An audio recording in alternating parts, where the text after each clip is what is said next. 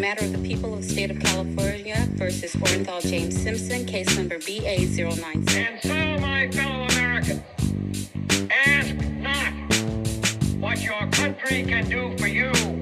Ask what you can do for your country. Boom, Taylor, welcome. Hi, how are you? Good. How are you? I'm good. Well. I'm doing well. I was just telling Taylor that I had a Sunday fun day early today, which kind of makes you a little bit useless towards the end of the day. So I love it. energy's gonna be a little bit low, but maybe that'll be a good thing. We'll test whether low energy for us is good for the listenership. We'll see what happens. Yeah, I know. And I was saying that I woke up at 1 p.m. today only because my husband woke me up and he said, "Taylor, it's 1." And then I said, "What?" I kind of felt like he was telling me it was 1 in the morning. It was like very confusing, you know? And I was like, okay, I guess I'll get up, but I'd sleep all day if I were allowed to. You're That's like, my this is awesome. sleeping's my jam. Um, cool. Well, welcome to Doomed to Fail. We're the podcast that brings you history's most notorious disasters, epic failures, interesting stories. And I'm Taylor, joined by Fars. Yes, I'm here joining Taylor. We are going to dive into probably a fascinating story. At least I know it will be for Taylor. Mine, who knows? But Taylor, what do you got for us? Wow, low energy Fars is something. It's something or something right now. Um, okay, let's go. Fars, you are from Texas. It's true.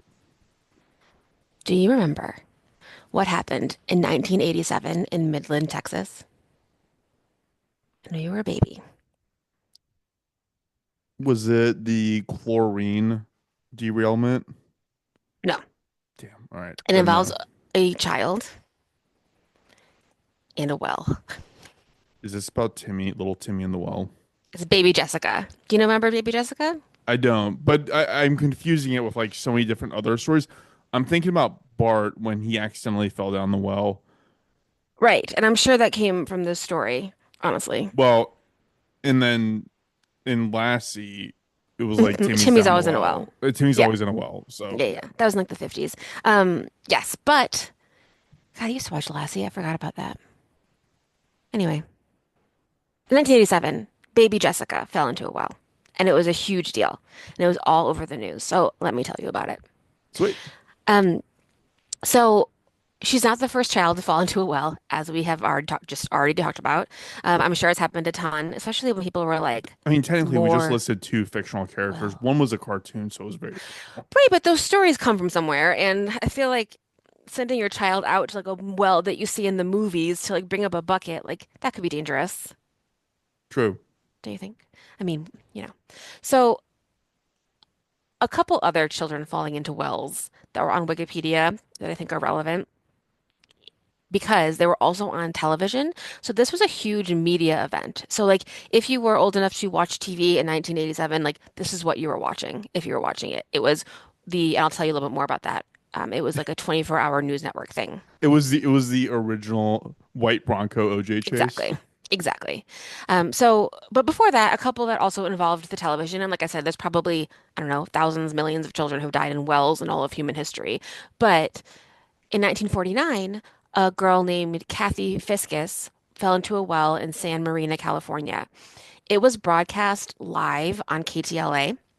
It's one of the first times that like a disaster like this was broadcast on live television. Like 1949, live television is very, very new.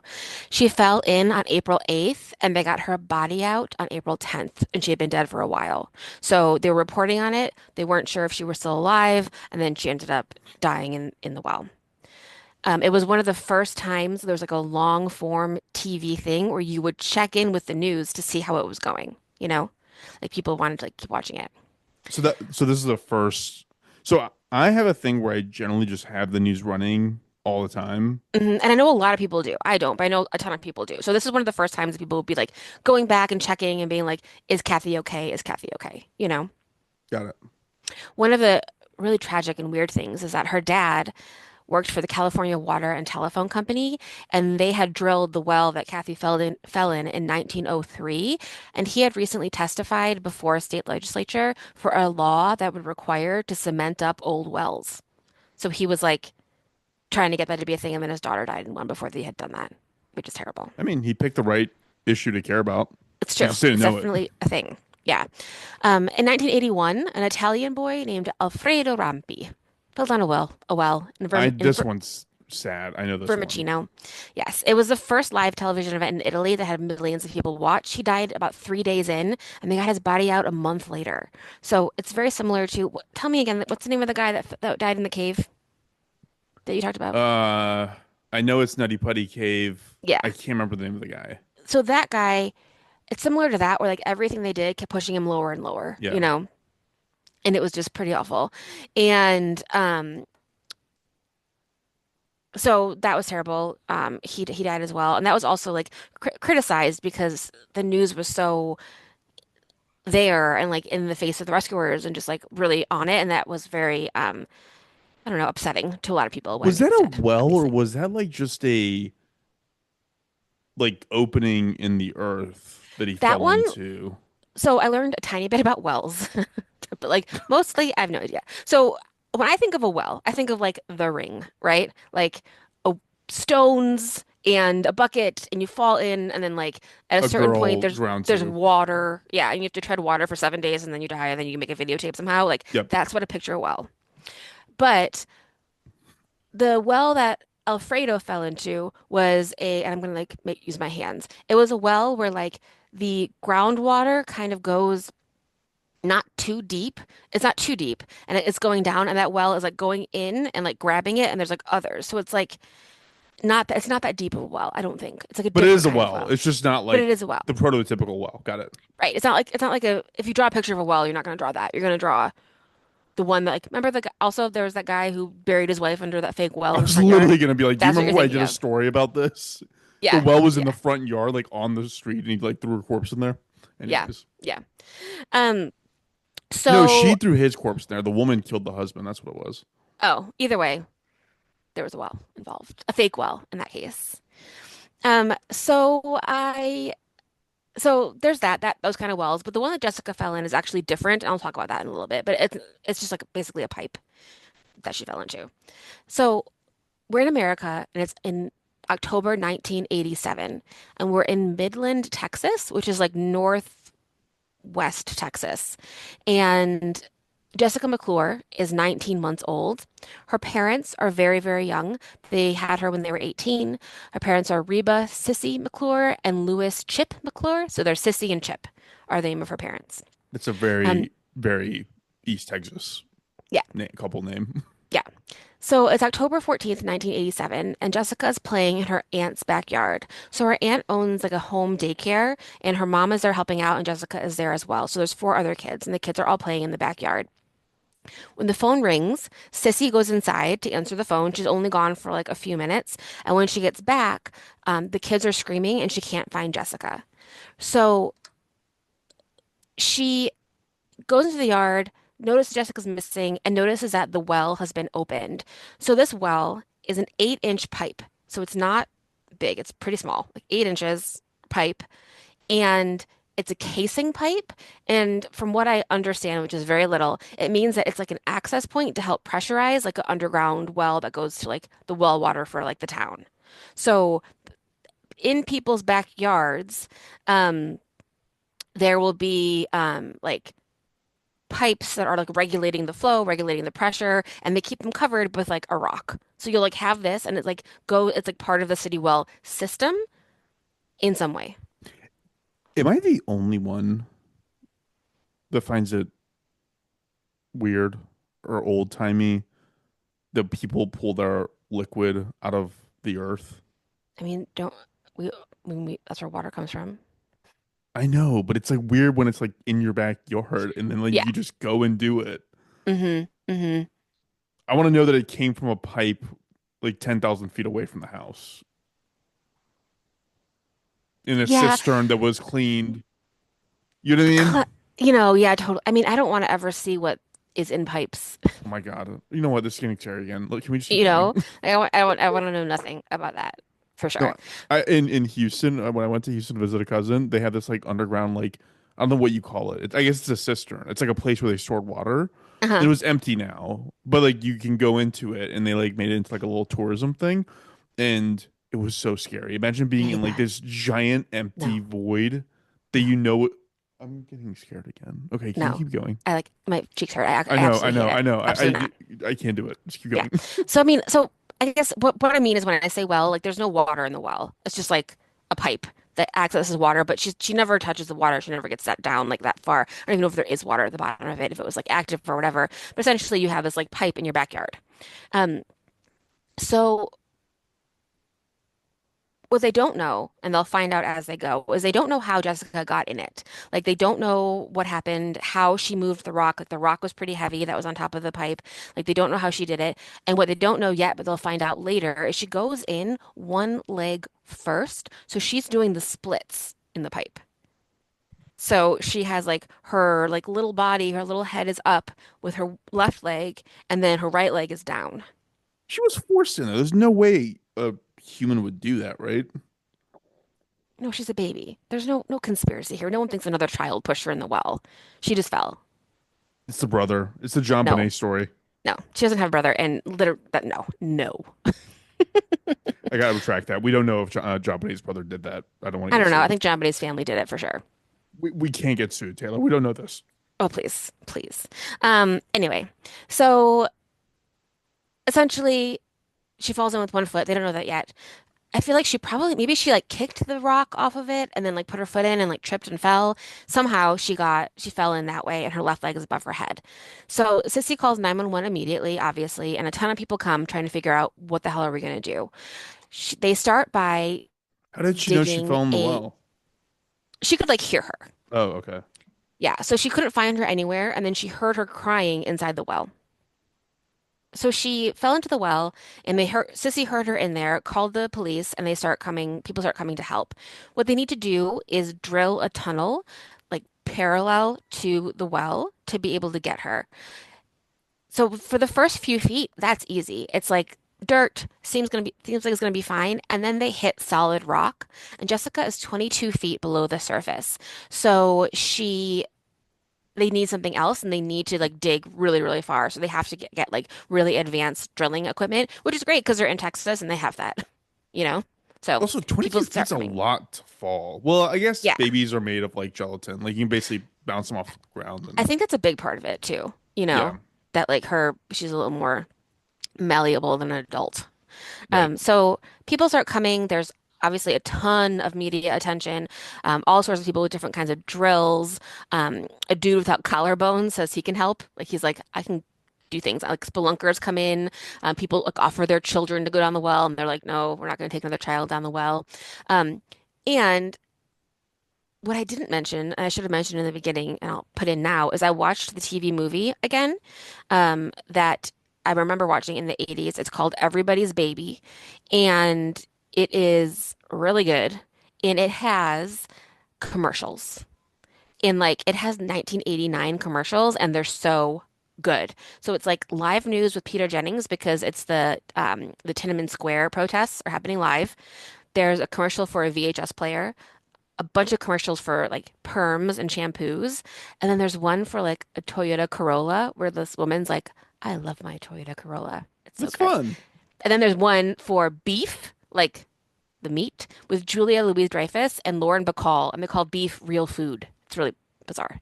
But anyway, I'll post it because it's super fun to watch those commercials.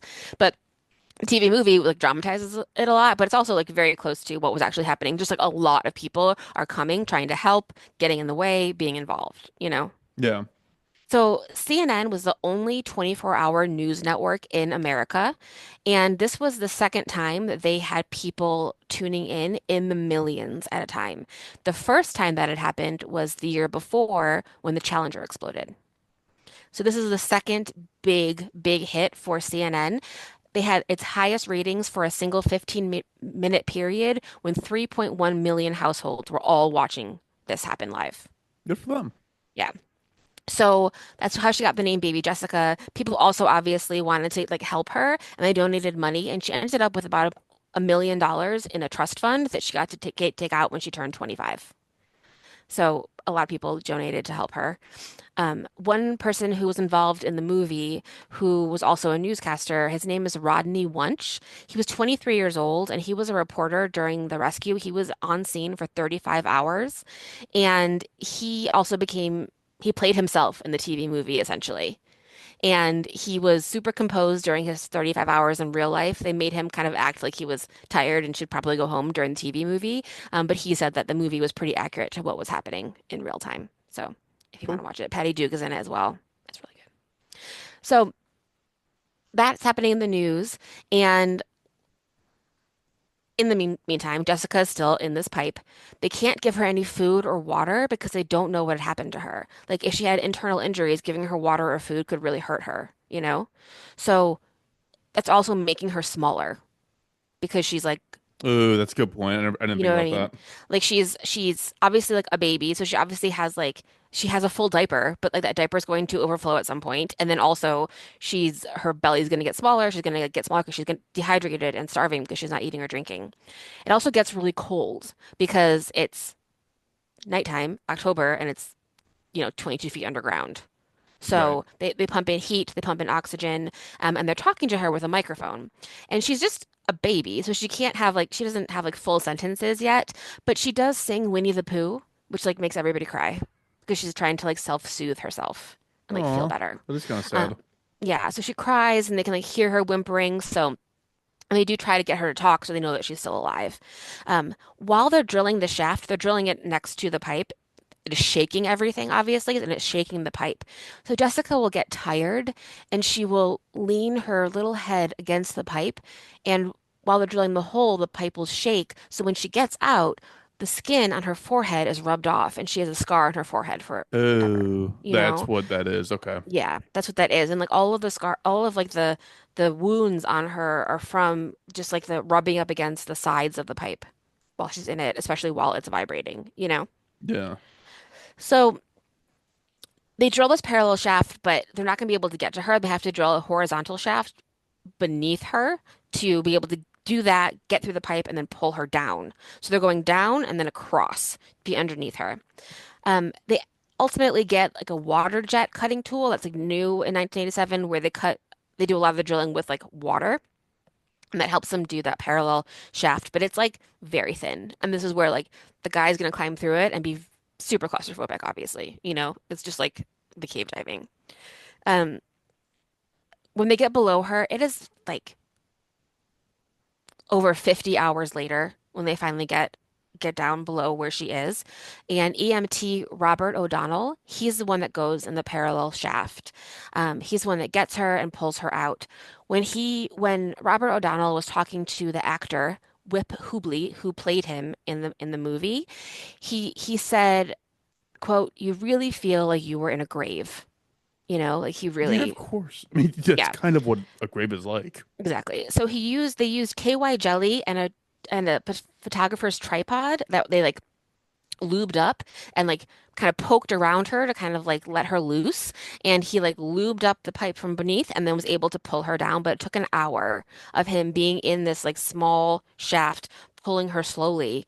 And finally he got her out. He pulled her through the parallel shaft and in the bigger shaft, there's another man there named Steve Forbes. He gave him to him, and they put her on like a spine board. That's what you'll see. Like, so she's on a board just to make sure that she doesn't get hurt anymore. They kind of tie her to it, and they pull her up. And then the picture of Steve Forbes holding her and carrying her out, that picture is the one that will win the Pulitzer Prize No that way. year. And you can see that online as well. Yeah. Um, so after she got out, 56 hours in total, she was in the well. She has that forehead scar on her forehead from rubbing against the edge of the pipe. On her left foot, that was the foot that was above her head, she lost her pinky toe. Initially, they thought they were going to have to amputate her entire foot because her foot had gangrene because it didn't have any blood flow to it for 56 hours.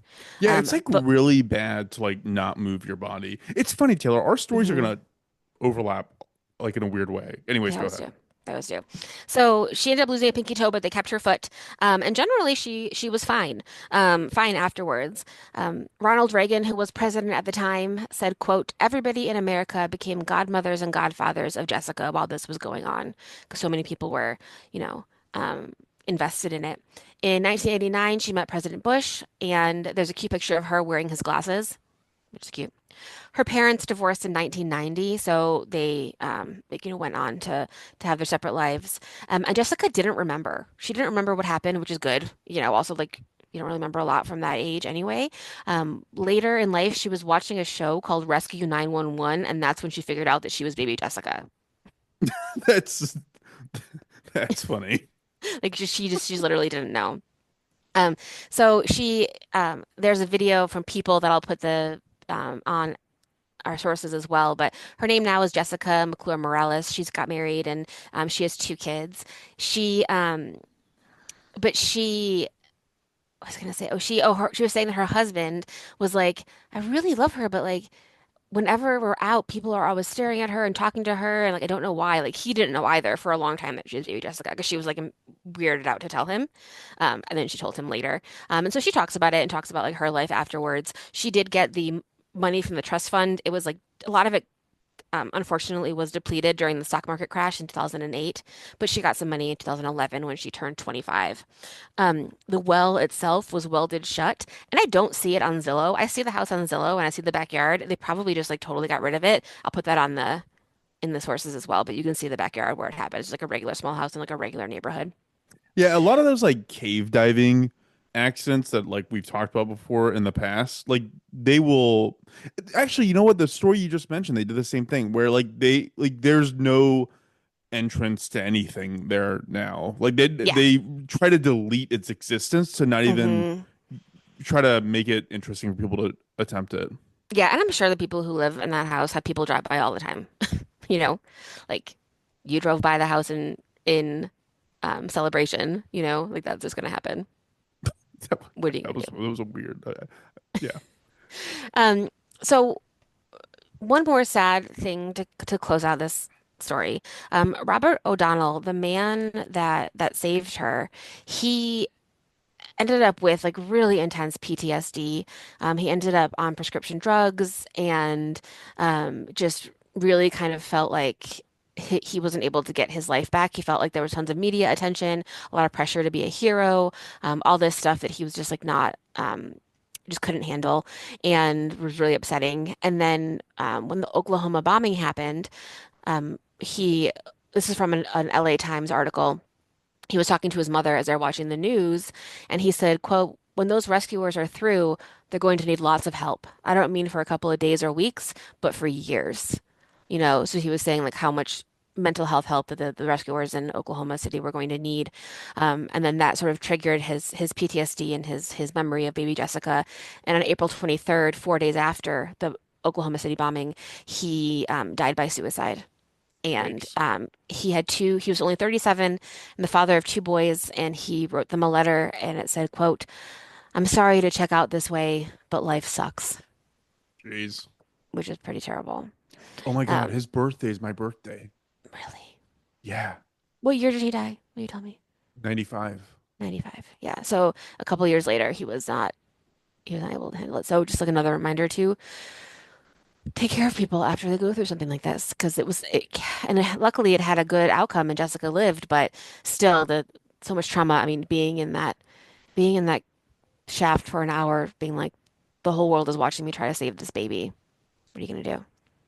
I mean, I think the Oklahoma City one is when having post-traumatic like therapy as like government funded version of that became a hmm thing, Yeah. Yeah. That's fair because which that was good. so Probably awful. should be. All the children. Like, Yeah, absolutely should be. Absolutely should be. it's weird. You know what, Um, Taylor, I was actually talking about the Oklahoma City thing earlier today too. were Wow, you this is a really? weird episode. Interesting. Yeah. Interesting. Here we are. Yeah. Anyways, um, sweet. Cool. Yeah, That's interesting. what's right. So yeah, Yeah. I mean, you literally just took me right back to Bart in the well. Timmy O'Toole was the name hmm of the fake kid that he created. Because remember, he got like hmm a Walkman that was like a two-way Walkman thing, and he dropped that down the well, and then the whole city gathered around him. But then he forgot that he like had labeled it with his name, and so he tried to Oh, rappel down there and get it when everybody was asleep. And then he actually fell down there. Then the whole city was pissed off at him. That was the whole thing. So, I don't remember. I anyways, don't remember those details, but that's amazing. yeah. Now I know where it came from. Isn't it funny how like the fake story embedded in my brain and I never knew the real story? Yeah. Yeah. Weird. Totally. Weird. I don't know. Unless the Simpsons did it before that, because I feel like they're always doing that. No, this no for sure. It was after. It was Okay, good. definitely after. You know what they do sometimes. I know. They guess everything. Yeah. Well, fun. That was a great story. And Taylor, you also, as an aside, did a recording with one of those volunteer, or not volunteer, I guess. What do you call them? An incarcerated firefighter. Yes, Thank you. I did. And you And I was gonna just uploaded that on Sunday, if I remember correctly. I did. I uploaded it Sunday after I woke up, so Sunday afternoon, and it's great. It's an hour-long conversation, and I talked to Brett Crawford. He was in the prison system in Utah and in California, and was part of the like the fire conservation camps that we talked about a couple weeks ago. And we were talking about, what the opportunities that he got from that, how it made him feel, and then what he needed to change his life wasn't that. Like the fire things didn't help, but it did help him sort of become a human again. Like so much of prison and you're just like learning how to be a criminal, really.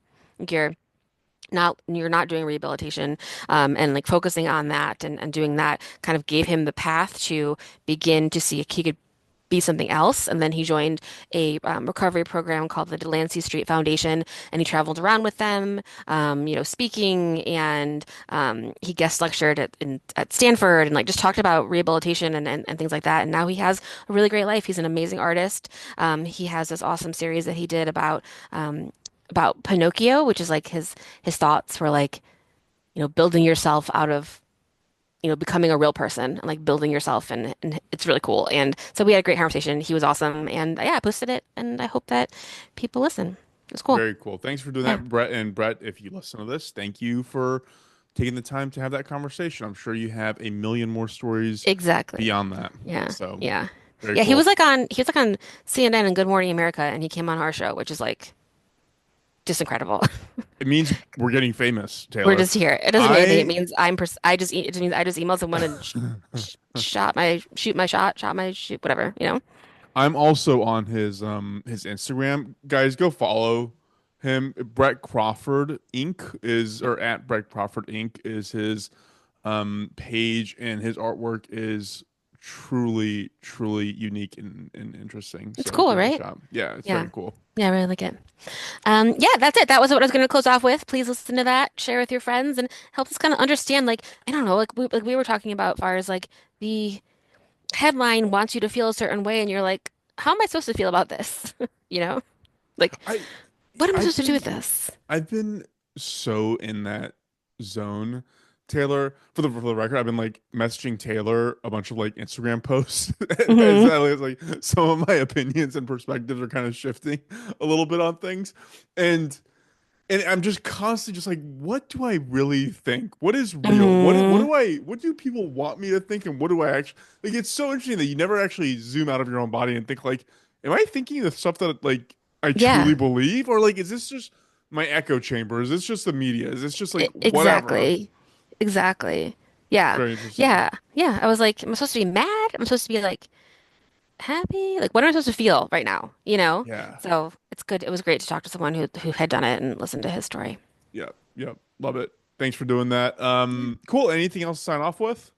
That's it. Please, if you have any ideas, give us an email, doomtofillpod@gmail.com, doomtofillpod on all of the socials.